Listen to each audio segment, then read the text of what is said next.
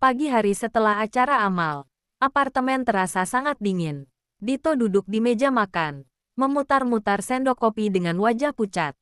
Malam sebelumnya, ia melihat istrinya menjelma menjadi seorang ahli strategi yang dingin.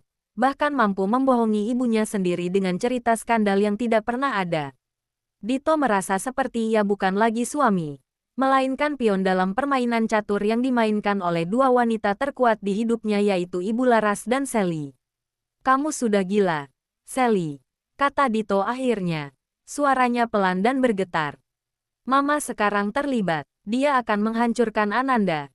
Dan kalau dia tahu kamu berbohong." Sally sedang menyiapkan sarapan, menyusun sepotong roti panggang di atas piring dengan hati-hati seolah sedang meletakkan ranjau. Ia menoleh dengan ekspresi tenang. "Jika Ibu Laras tahu aku berbohong, dia tidak akan menghukumku. Dia akan menghukummu, Dito. Dia akan melihat bahwa kamu begitu lemah sehingga istrimu harus menciptakan kebohongan besar hanya untuk menyelamatkan nama baikmu. Tapi Ananda tidak seperti itu. Dia tidak pernah berniat memeras kita. Dia hanya ingin kita jujur. Dito, jujur atau tidak, sekarang Ibu Laras sudah memegang narasi. Baginya, Ananda adalah pemeras yang mengancam kekayaan keluarga. Kamu harus bermain sesuai narasiku. Jika kamu membela Ananda, kamu menunjukkan pada ibumu bahwa kamu masih mencintainya. Dan jika itu terjadi, ibumu akan menyeret Ananda ke pengadilan dengan segala cara untuk membersihkan nama Prameswari." Sally mendekat, menatap Dito lurus-lurus. Tatapannya kini penuh otoritas, bukan lagi kepedihan. Ia telah mengorbankan hatinya. Kini ia menuntut harga dari Dito.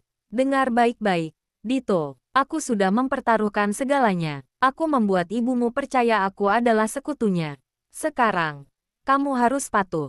Jika kamu ingin Ananda dan anakmu aman, kamu harus tunduk padaku di depan ibumu.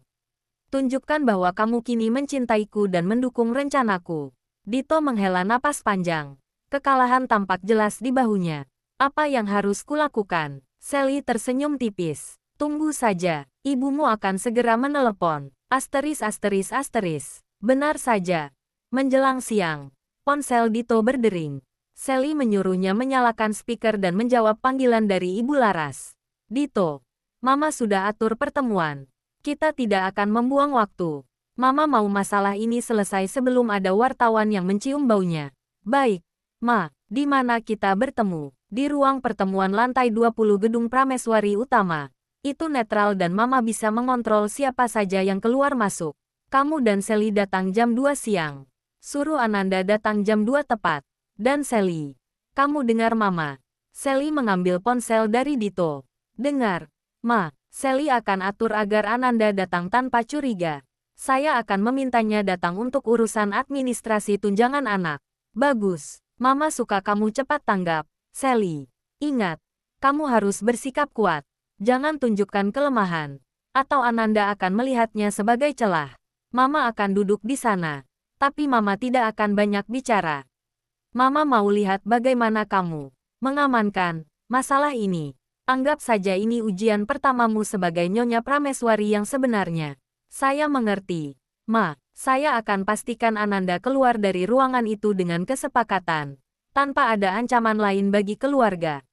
Setelah telepon ditutup, Dito menatap Sally dengan tatapan kosong.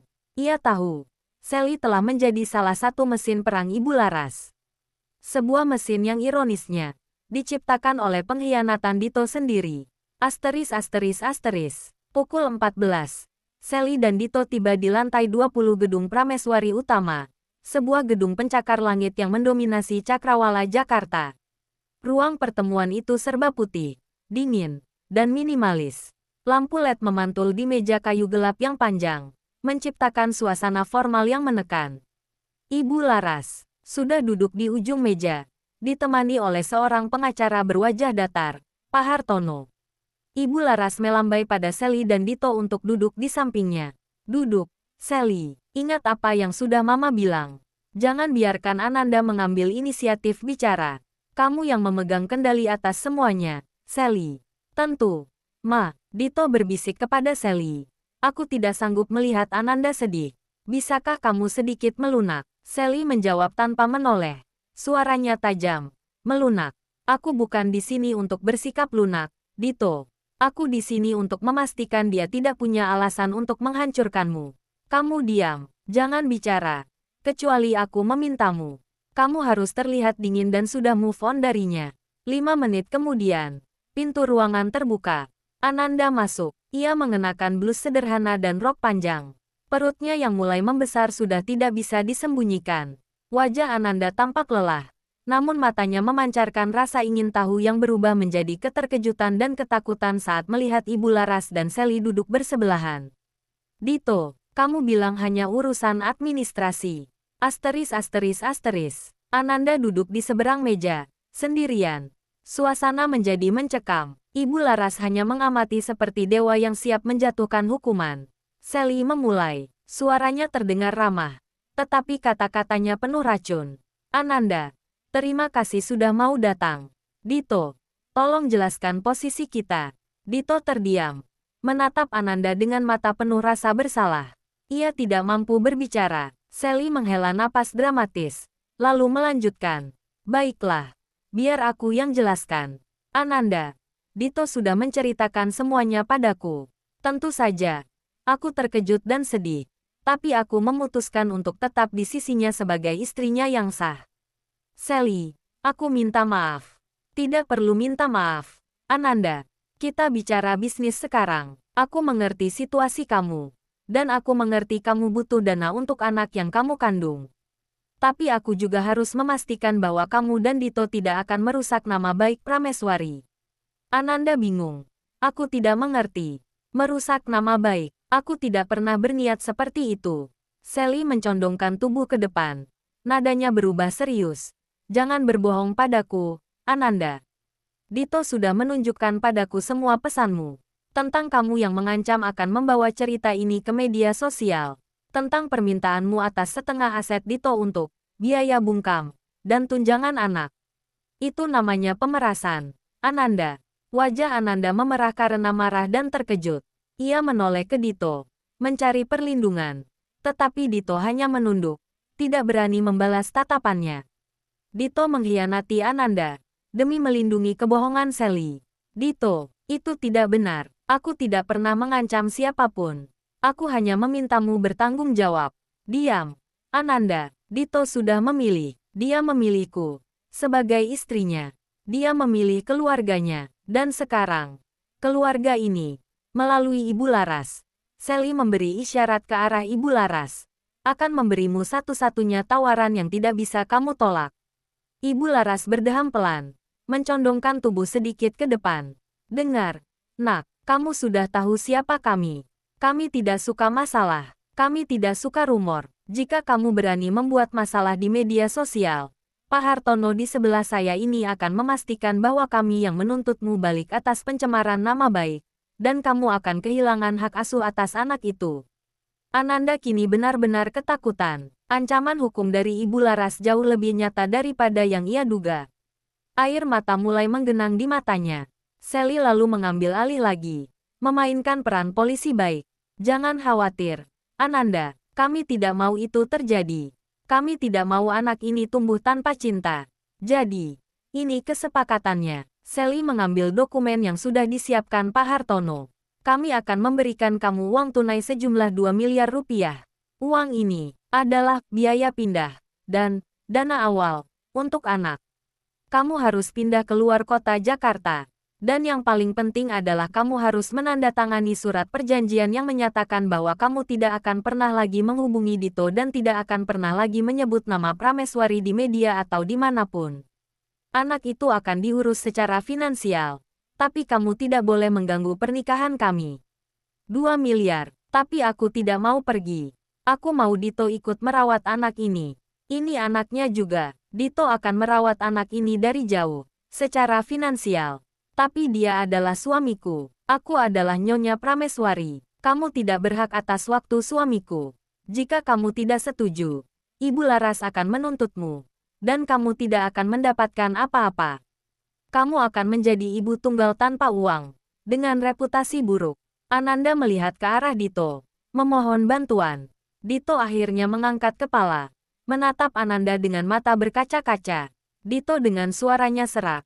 Ananda, terima saja. Ini yang terbaik untuk anak kita. Mama benar, aku tidak bisa mengambil risiko kehilangan segalanya. Aku akan pastikan kamu aman secara finansial. Tapi, kita harus berpisah. Mendengar pengakuan Dito, Ananda terisak. Ia menyadari bahwa ia baru saja kehilangan pria yang ia cintai. Bukan karena Sally, tapi karena ketakutan Dito terhadap ibunya dan permainan licik Sally. Kamu jahat, Dito. Kamu membiarkan wanita ini. Sally menyela dengan nada final. Aku adalah istrinya, Ananda. Aku yang akan menjadi ibu tiri yang baik. Tapi aku tidak akan membiarkan kamu menghancurkan keluargaku. Ambil pulpen ini, tanda tangani, dan kamu aman. Atau tolak, dan kamu akan berhadapan dengan pengacara terbaik Ibu Laras. Ananda tidak punya pilihan. Ia melihat wajah Ibu Laras yang dingin dan tanpa ampun. Dan ia melihat pengkhianatan di mata Dito. Dengan tangan gemetar, Ananda mengambil pulpen dan menandatangani dokumen itu. Kesepakatan selesai. Ananda berjalan keluar dari ruangan itu tanpa menoleh ke belakang, meninggalkan aroma kesedihan dan kekalahan. Asteris asteris asteris. Kemenangan berdarah dingin Sally. Setelah Ananda pergi, Ibu Laras tersenyum puas. Ia menatap Sally dengan tatapan yang jauh lebih menghargai daripada sebelumnya. Dia loh, Ibu Laras. Bagus, Sally. Sangat bagus. Kamu tahu persis bagaimana menekan wanita seperti itu. Kamu bersikap elegan tapi mematikan. Sekarang Mama percaya. Kamu memang bisa menjaga Dito. Kita sudah mengamankan masalah ini. Pak Hartono, tolong urus transfer dan pastikan Ananda benar-benar pindah dari Jakarta. Siap, Bu Laras. Ibu Laras berdiri. Dito, kamu boleh pulang. Kamu sudah lelah. Sally, kamu ikut Mama. Dito memandang Sally dengan campuran rasa terima kasih dan kebencian. Ia tahu Sally baru saja menyelamatkannya dari skandal. Tetapi dengan harga membuat Ananda hancur. Dito pergi, meninggalkan Sally sendirian dengan Ibu Laras. Ibu Laras mengajak Sally ke kantornya di lantai yang sama. Kantornya mewah, dengan jendela besar menghadap pemandangan kota Jakarta yang sibuk. Duduk, Sally. Kamu baru saja membuktikan dirimu. Tapi jangan lupa, Mama yang memberimu panggung. Mulai sekarang, kamu akan membantu Mama mengurus urusan sosial Prameswari. Kamu harus sering tampil di media. Jadi kita akan mengubah penampilanmu sedikit demi sedikit. Mama akan memperkenalkanmu pada desainer dan penata rias terbaik. Terima kasih, Ma. Saya akan belajar dengan cepat. Bagus. Tapi ada satu hal lagi, Sally.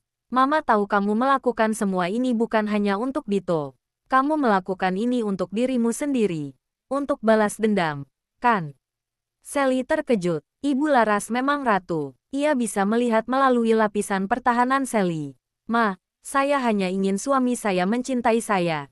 Dan saya ingin melindungi nama baik keluarga. Ibu Laras tertawa kecil.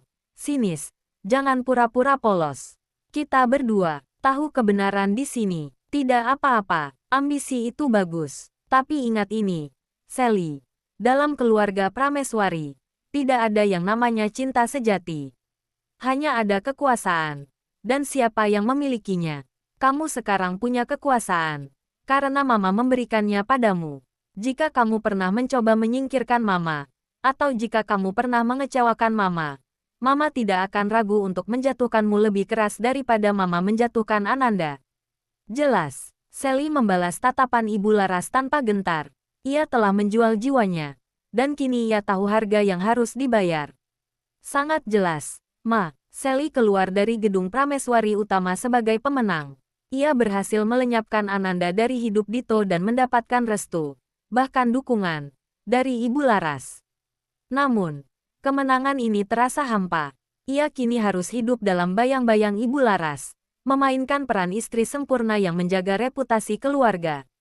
Sally telah memegang remote kontrol Dito, tetapi remote kontrol dirinya sendiri kini dipegang oleh mertuanya. Ia harus merencanakan langkah selanjutnya, bagaimana melepaskan diri dari kendali Ibu Laras, tanpa kehilangan pijakan di Menara Gading Jakarta ini. Bersambung YGUYS.